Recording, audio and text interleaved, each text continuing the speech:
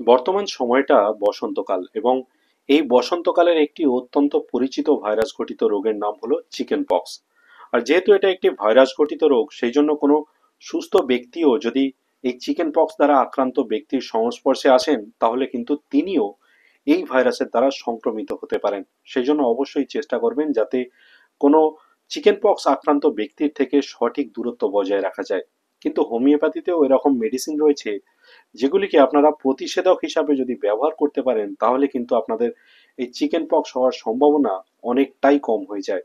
আজকের এই ভিডিওতে এরকমই মেডিসিন নিয়ে আলোচনা করব, তবে এর জন্য এই ভিডিওটি অবশ্যই আপনাকে সম্পূর্ণ দেখতে হবে। নমস্কার, আমি ডাক্তার মানবেন্দ্র মণ্ডল। হ্যালো হোমিওপ্যাথি ইউটিউব চ্যানেলে আপনাদের সকলকে স্বাগত জানাচ্ছি।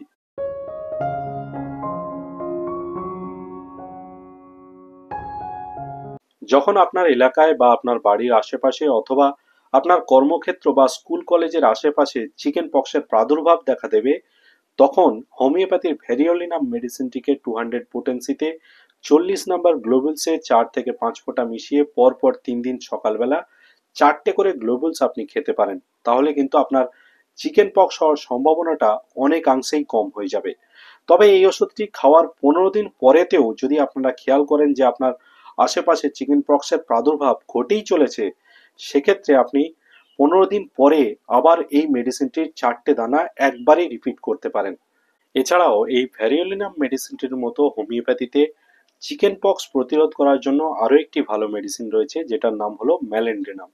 এই মেডিসিনটি একটি অ্যান্টি সাইকোটিক মেডিসিন। যেসব ব্যক্তিরা সাইকোটিক মাইজমের, তারা ভ্যারিওলিনামের জায়গায় এই মেডিসিনটিকে ব্যবহার করে আরও ভালো ফলাফল পেতে পারেন। তবে একটি কথা মাথায় রাখতে হবে যে এই চিকেন পক্সের ইনকিউবেশন পিরিয়ড কিন্তু 14 থেকে 16 দিন, অর্থাৎ এই ভাইরাসটি আমাদের শরীরে প্রবেশ করার 14 থেকে 16 দিন পরে তবেই তার লক্ষণ প্রকাশ পায়।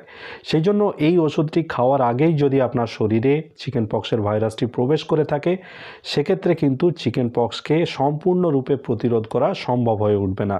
কিন্তু যদিও আপনার চিকেন পক্স হয়ে যায়, সেক্ষেত্রে কিন্তু তুলনামূলকভাবে অনেকটাই কম হবে। তবে যদি আপনার চিকেন পক্স হয়েও যায়, সেক্ষেত্রেও কিন্তু আপনি হোমিওপ্যাথির সাহায্য নিতে পারেন, কারণ হোমিওপ্যাথি এই চিকেন পক্সের ডিউরেশনটাকে অনেকটাই কমিয়ে আনতে পারে। এর জন্য অবশ্যই আপনাদের কাছাকাছি কোনো হোমিওপ্যাথি চিকিৎসকের সাথে আপনাকে পরামর্শ করতে হবে, অথবা আপনারা চাইলে আমার সাথেও সরাসরি হোয়াটসঅ্যাপে পরামর্শ করতে পারেন।